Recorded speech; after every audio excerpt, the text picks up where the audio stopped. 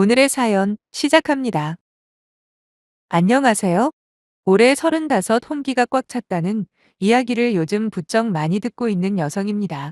안 그래도 1살 어린 남자친구와 1년 정도 연애하고 있었거든요. 하지만 결혼 준비 과정에서 생각하지 못한 난관에 부딪히는 바람에 파혼했습니다. 주변 사람들에게는 그냥 이런저런 게 맞지 않아서 헤어졌다고 둘러대긴 했는데 어디에다 있었던 그대로 푸념이라도 하고 싶어서 이렇게 사연을 적고 있는 거예요. 남자친구는 저와 대학 동기였습니다. 대학교 다닐 때는 그다지 친하지는 않았고 얼굴만 알고 지내는 사이였죠. 대학 졸업하고도 한동안 연락은 거의 하지 않고 지내다가 작년 이맘때쯤 우연히 다시 만났어요. 친구랑 술 한잔 하고 있었는데 그 친구 역시 대학교 동창이거든요. 근데 그 친구랑 남자친구는 꾸준히 연락을 유지해온 모양이었고 우연히 합석을 하면서 남자친구와의 인연이 시작되었지요. 냉혹하고 비정한 사회생활을 하면서 이리저리 상처투성이었던 저는 오랜만에 남자친구를 다시 만나니 마치 20대 풋풋했던 그 시절로 돌아간 기분이 들더라고요. 게다가 그날의 만남을 기점으로 남자친구는 누가 봐도 저한테 마음이 있는 것처럼 자주 연락을 해왔고 그런 남자친구가 저도 싫지 않았던 터라 그의 적극적인 대시에 결국 저희는 사귀게 되었네요. 사실 저는 대학교 졸업하고 곧바로 일본으로 유학을 떠났거든요. 원래는 어학연수로 떠났다가 본격적으로 공부를 해보고 싶어서 대학원까지 진학하기로 결정했고요. 그리고 학업을 마친 뒤에는 한국으로 들어오려 애초에 계획을 했었는데 교수님 추천으로 어쩌다 취업까지 하게 되었습니다. 그렇게 일본에서 3년 동안 커리어를 쌓다가 한국으로 돌아와 재취업을 했고요. 그렇게 다시 직장을 다니기 시작한 지는 2, 3년밖에 되지 않았는데 저희 집안이 경제적으로 엄청 유복하거나 그런 수준까지는 아니지만 그래도 제가 하고 싶다는 건 거의 다 지원해 주신 부모님의 서포트가 있었기에 가능한 인생이라고 생각해요. 그 점은 제가 죽을 때까지 부모님께 감사해야겠죠. 그래서인지 저는 더 이상 부모님께 경제적으로 기대고 싶지 않았습니다. 특히 결혼만큼은 제 힘으로 하고 싶었지요. 그래도 스펙이 나름 좋아서인지 현재 다니는 회사에서 연봉도 꽤 많이 받고 있는 걸 감안하면 최대 2, 3년만 바짝 모으면 충분히 혼자 결혼 비용을 해결할 수 있겠더라고요. 그렇기에 남자친구와 연애를 시작하면서 저는 분명히 당장 결혼할 마음이 없다고 말했고 남자친구는 저랑 같은 생각이라면서 그런 건 신경 쓰지 말고 연애에 집중하자고 하더라고요. 하지만 사귄 지 6개월쯤 지나면서부터 남자친구는 은연중에 만약 우리가 같이 살면 얼마나 행복할까? 그리고 우리 둘을 똑 닮은 아이를 본다면 기분이 어떨까 등등 우리 둘의 미래에 대해 진지하게 고민하는 말을 종종 꺼내더군요. 그럴 때마다 제 마음은 이상하게 불편하고 부담스럽길래 지금은 먼 미래의 이야기보다는 지금 현재의 우리에게 집중을 하자고 하면서 대화의 주제를 다른 쪽으로 돌리곤 그랬네요. 그러다가 저희가 사귄 지 1주년이 되었을 무렵 남자친구가 기어이 저한테 프로포즈를 해왔습니다. 프로포즈를 할 만큼 나를 사랑하는구나 싶어서 기쁘기도 했지만 동시에 아무런 준비도 되어 있지 않은데 어떻게 하나 하는 걱정과 우려도 많았지요. 결국 저는 남자친구에게 나는 아직 결혼할 준비가 안 되어 있다고 말하며 미안하다는 사과와 함께 거절을 했어요. 그럼에도 불구하고 남자친구는 자기가 모아둔 돈도 있고 거기다 자기 부모님이 신혼집은 책임지고 해주실 거라면서 제발 다시 생각해보라고 애원을 하더라고요. 저는 정작 내가 가진 게 별로 없는 게 마음에 걸려서 그런 거다라고 대답을 했더니 남자친구가 한다는 말이 자기는 아무 상관없답니다. 오히려 장기적으로 봤을 때는 본인보다 제 연봉이 훨씬 많으니까 나중에는 쌤쌤 아니냐고 제 입장을 배려해주는 거예요. 그런 말을 들으면서도 저는 미안하고 부담스러워 다시 한번 거절을 했죠. 하지만 동시에 저 역시 남자친구를 사랑하는 마음이 무척이나 컸기에 친정 부모님께 남자친구가 프로포즈를 해온 사실과 이러저러한 이유로 거절을 했다 말씀을 드렸습니다. 감사하게도 저희 친정 부모님은 제 이야기를 들으시자마자 서로 끔찍하게 사랑하는 사람을 만나는 게 얼마나 힘든 일인 줄 아냐고 하시며 현금으로 1억 원을 지원해 줄 테니까 결혼을 하라고 하시더라고요. 일본에서 직장 생활을 하는 동안에는 직접 벌어서 생활비로 충당했고 그나마 남은 돈은 한국에 돌아와 자리 잡는 데 썼던 터라 애초에 큰돈을 가지고 한국에 들어온 것도 아니에요. 거기다 정작 연봉 좋은 회사에 재취업이 되었다고는 하나 그동안 제가 모아놓은 돈이 3천만 원이 겨우 넘는데 이걸로 저 혼자 힘으로 결혼을 어떻게 하겠어요. 그래서 거절을 했던 건데 부모님께서 도와주신다고 하니 더 이상 저도 고집을 부리기가 애매하더군요. 그래서 제가 모아둔 돈 3천에 부모님이 약속하신 1억으로 결혼 준비를 하기 시작했습니다. 참고로 저는 서울에서 태어나 초중고 대학을 전부 서울에서 나왔어요. 그러다 일본으로 유학을 떠났고 계속해서 일본에 있었지요. 약 6년간의 일본 생활을 접고 다시 본가가 있는 서울로 들어왔는데 딱히 서울을 고집한 건 아니에요. 직장 역시 어쩌다 보니 부모님 집이랑 멀지 않은 곳에 위치한 외국계 금융회사에 취직을 하게 되었고요. 정확한 연봉은 6천 중반에서 7천 사이로 솔직히 제 또래에 비해서 많은 편이라고 생각합니다. 남자친구의 경우에는 서울에서 멀지 않은 곳에 위치한 지방에서 토박이로 나고 자랐는데 대학을 제외하고는 전부 그 지역에서 나왔어요. 당연히 남자친구를 제외한 온 가족이 거기 거주하고 있고요. 남자친구는 결혼하면 다시 고향으로 내려가서 살고 싶다고 했습니다. 참고로 자칫하면 제 시부모님이 될 뻔한 남자친구 부모님은 그 지역에서 꽤 유명한 빵집을 운영하고 계셨는데 언젠간 남자친구가 물려받을 수도 있다고 하더군요. 참고로 남자친구 부모님이 준비해 주신다는 신혼집도 그 지역이었어요. 제 입장에서는 부모님과도 거리가 멀어지는 데다 친구들이나 가깝게 지내는 지인들도 자주 못 만나게 되는 게 많이 아쉽긴 하더라고요. 그래도 신혼집을 가지고 결혼 생활 시작하는 게 어디냐 좋게 생각했네요. 그렇게 양가 상견례도 마치고 결혼식장도 정해놓으니 이제 진짜 결혼이라는 걸 하는구나 싶은 실감이 확 들었어요. 뭐 모든 것이 원만하고 순조롭게 흘러가는 것만 같았지요. 그러다 몇 주 전 남자친구와 함께 커피숍에서 데이트를 할 때였어요. 갑자기 남자친구가 저한테 그러는 거예요. 자기는 좋겠다. 남자집에서 신혼집도 해줘. 나중에 시부모님한테 물려받을 재산도 적지 않은데 이게 얼마나 좋은 조건이야 라고 말이에요.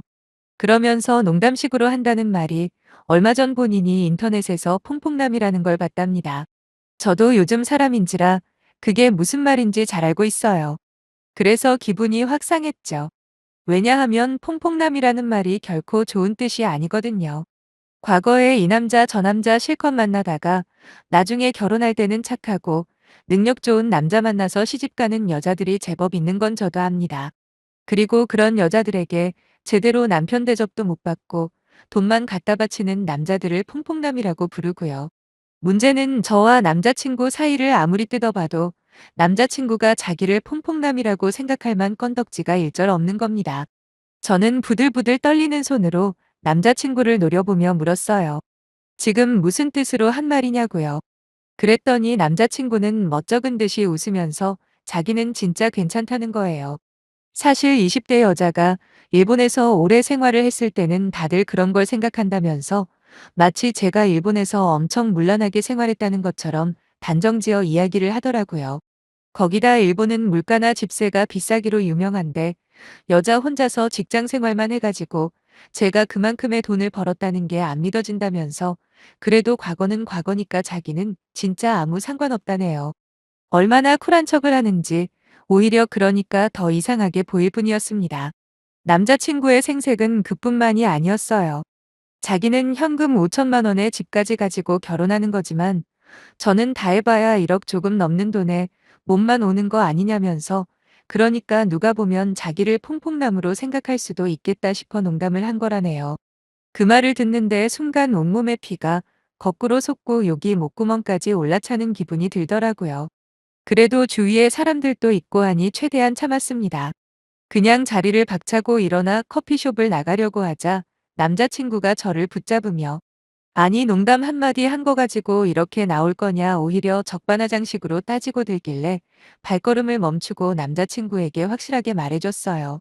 애초에 결혼할 생각이 없는 나한테 결혼하자고 꼬신 건 당신 쪽 아니냐고. 내가 결혼을 하겠다. 결심을 한 건 신혼집이나 당신 부모의 재력 때문이 아니라 나를 있는 그대로 받아들이고 사랑해 줄 거라 믿었기 때문이다라고요.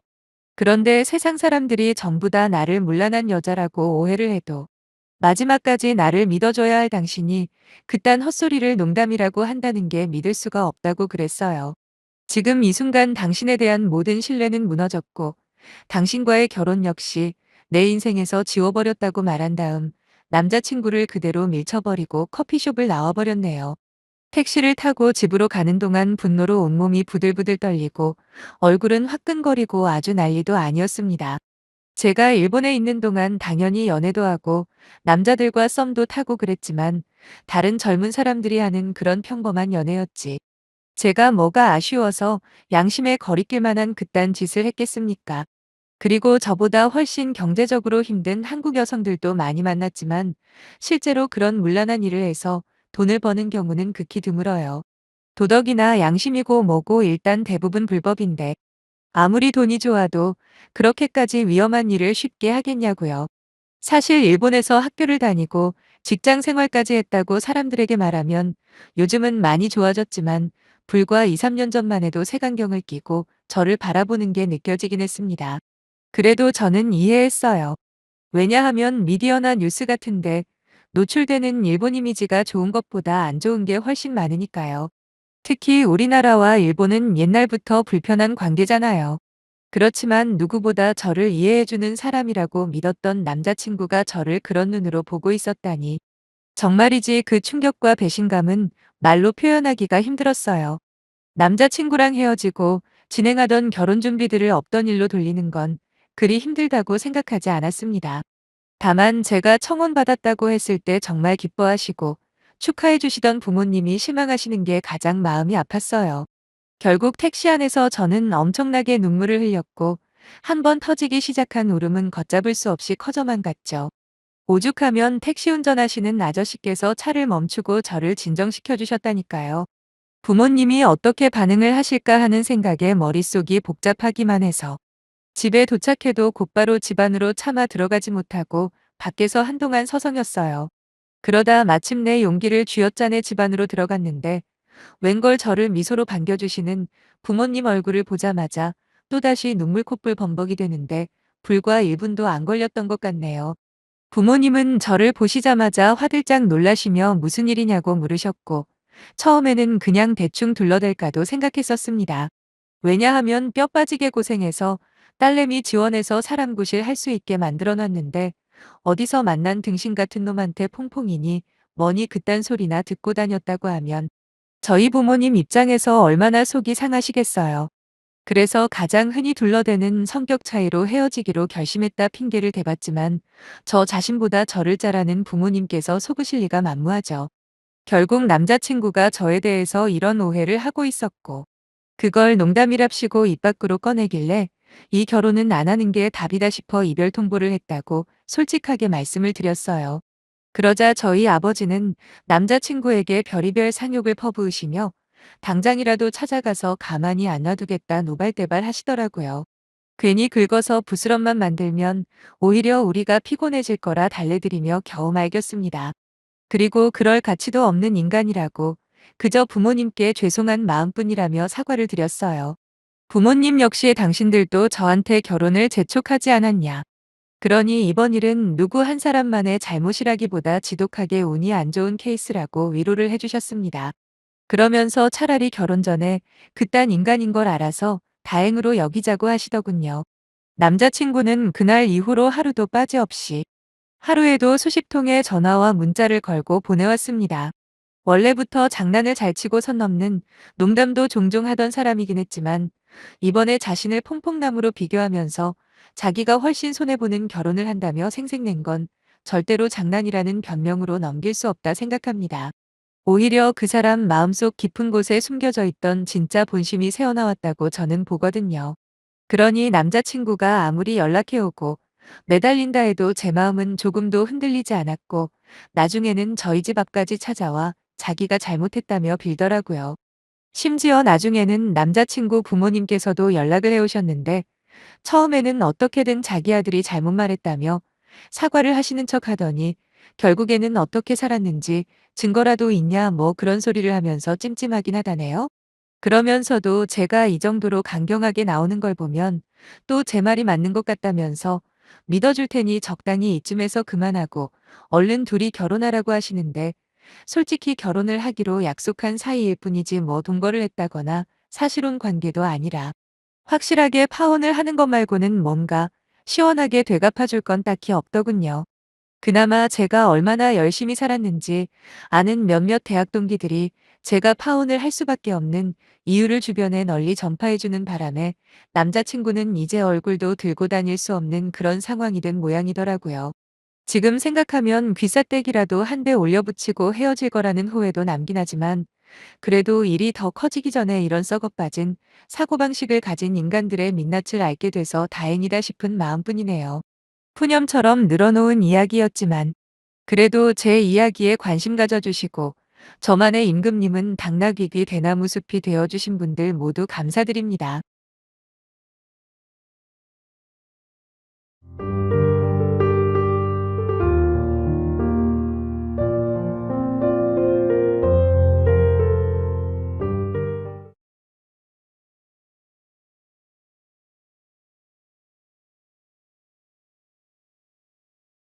오늘의 사연 시작합니다. 안녕하세요. 저는 올해로 스물하고도 일곱 되는 직장인 여성입니다. 내년 초 저의 남편이 될 남자친구는 저보다 4살이 많았어요. 요즘 세상에 4살 차이면 꽤 많이 나는 거라고 하시던데 사실 저는 잘 모르겠더라고요. 우선 어떤 주제로 대화를 하던 친구같이 잘 통했거든요. 저희는 같은 직장에서 연애를 시작한 사내 커플이었습니다. 물론 지금은 제가 중간에 이직을 해서 따로 회사를 다니긴 하지만 처음 남친을 만났을 때가 아직도 생생하게 기억이 나네요. 저는 대학을 졸업하자마자 바로 취직을 했는데 남친은 꽤 늦은 나이에 입사를 한 케이스예요. 이런저런 다른 일들을 하며 시간을 보냈던 남친은 식당을 운영하시는 시부모님의 도움을 받아 창업을 한 적도 있었다고 해요.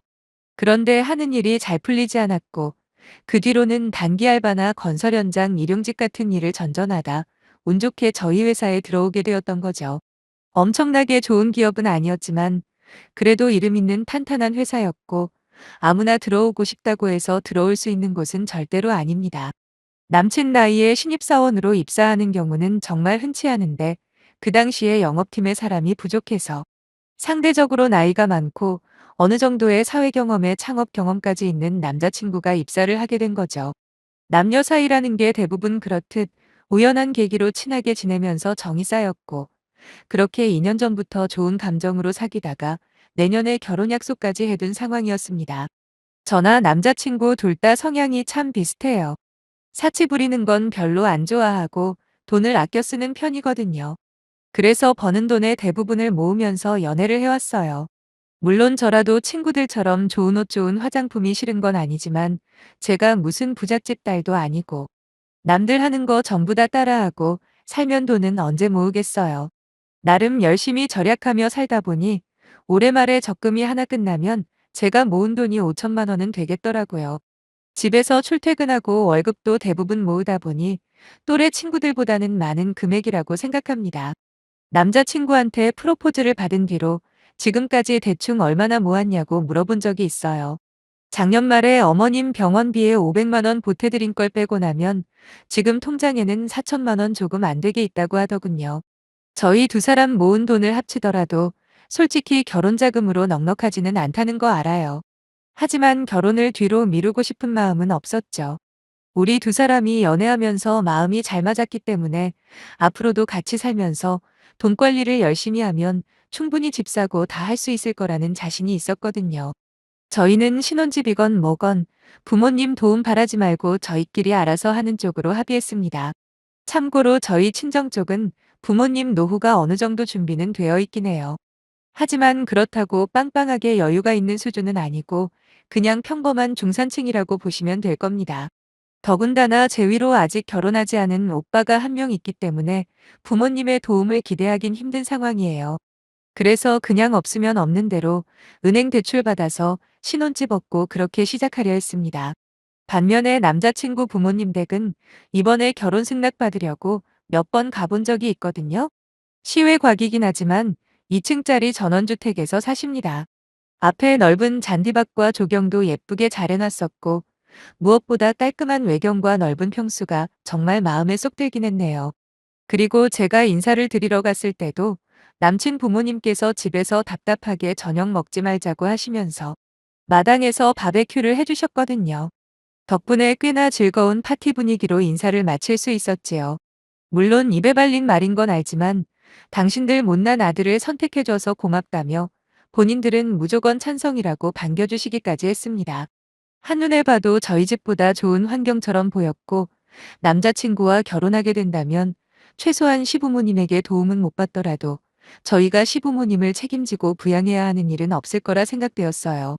남친과 제가 아직 정기도 하고 직장도 안정적이잖아요.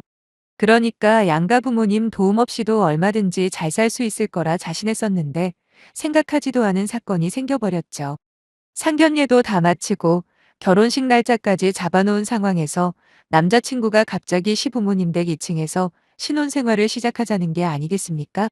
아니 이미 아파트 전세대출까지 거의 다 알아봤는데 이제 와서 딴소리하는 이유를 도무지 짐작할 수가 없었습니다.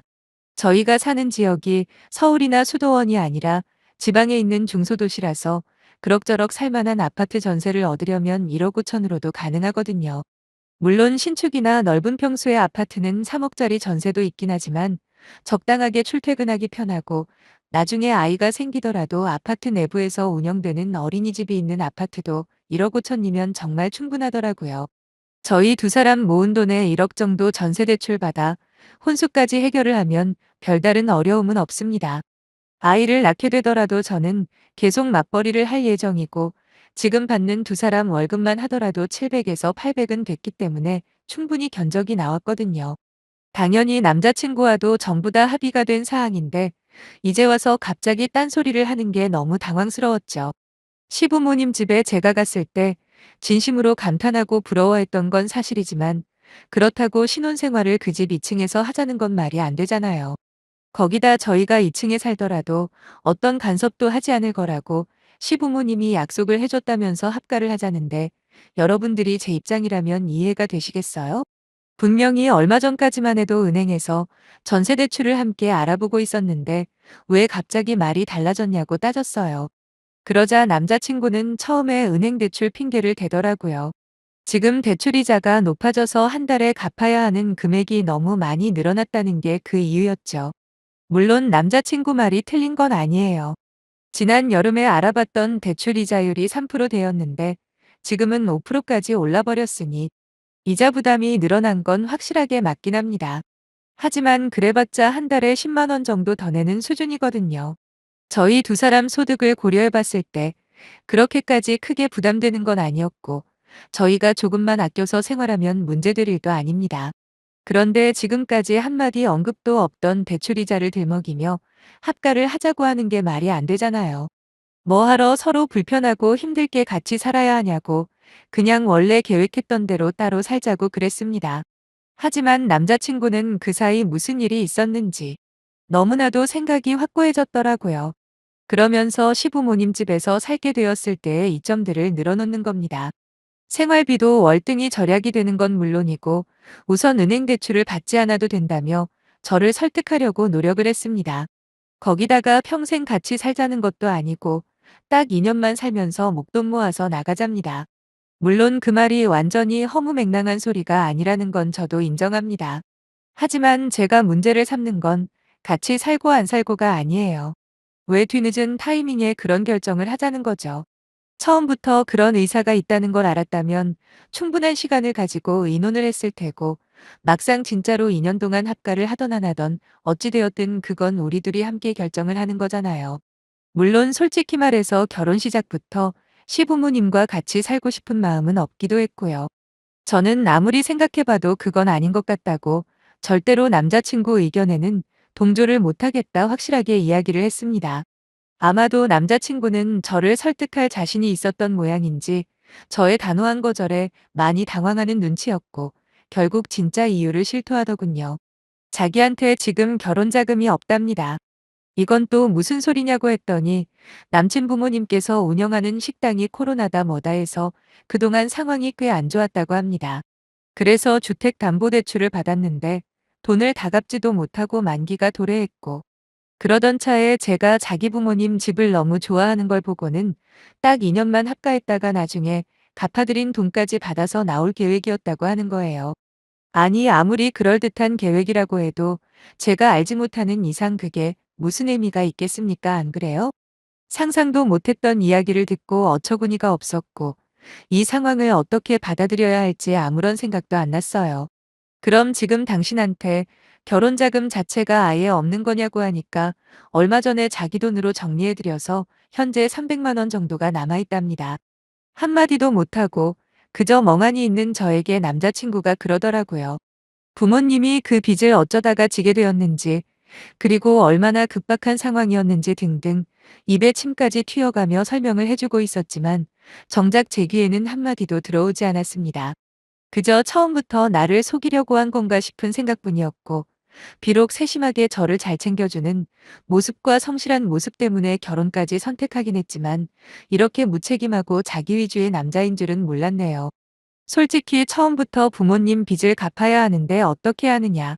자기는 일단 급한 불부터 끄고 딱 2년만 어떻게 같이 살다가 분가하는 게 좋을 것 같은데 라고 하면서 제 생각을 물어왔다면 이렇게까지 배신감을 느끼지는 않았을 겁니다. 그럼 어떤 결정을 내렸더라도 우리 둘의 공동 책임일 테니까 말이죠. 저는 남자친구에게 일단 우리 결혼은 미루고 다시 원점에서 생각해보자고 말하곤 집으로 돌아왔어요.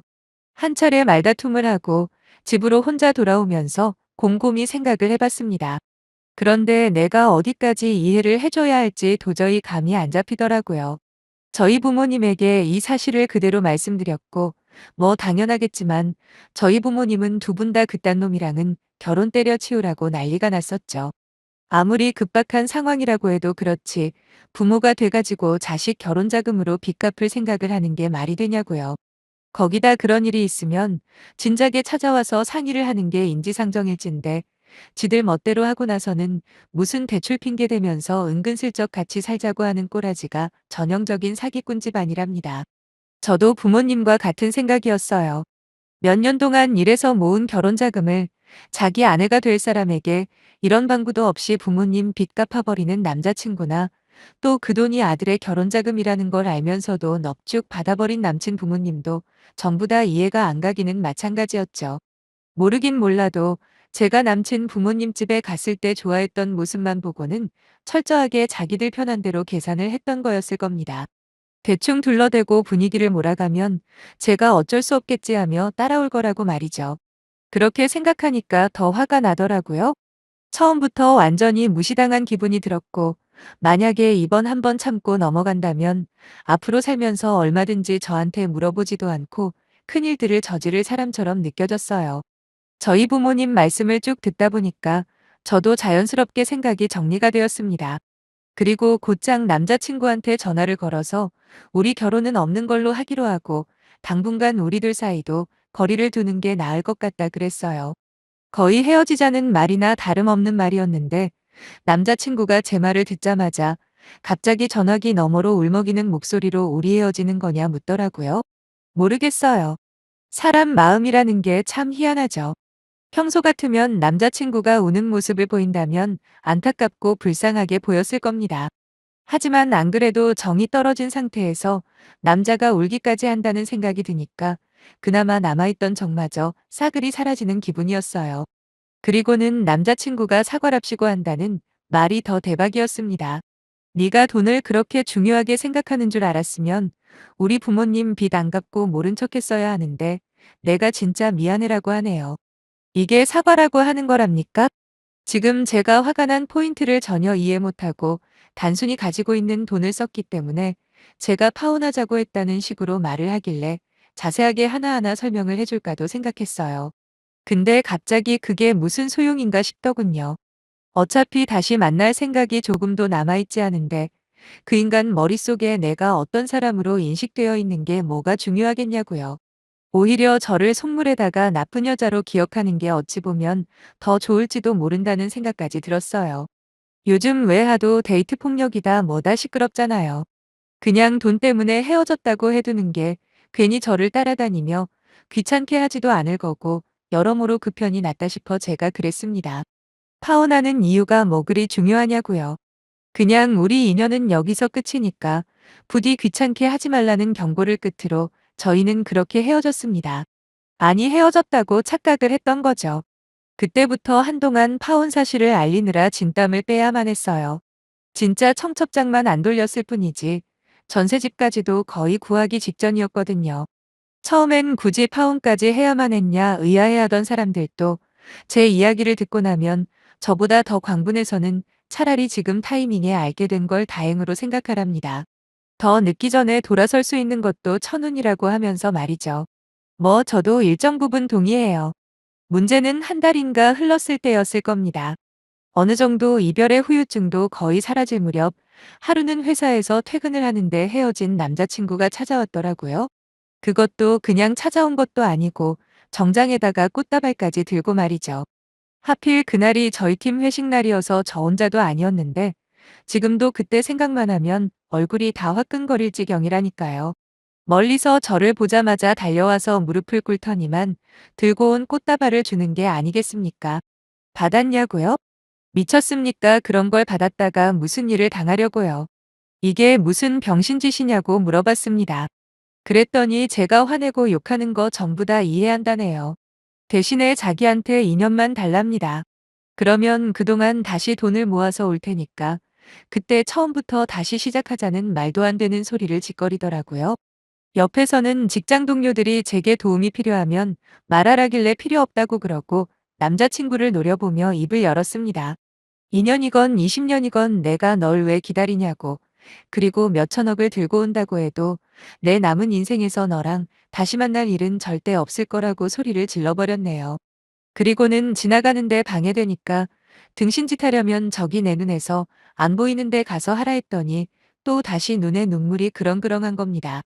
어찌나 짜증이 나는지 저런 모자란 놈인 줄도 모르고 지금까지 낭비한 시간과 에너지가 아까워 죽겠더군요.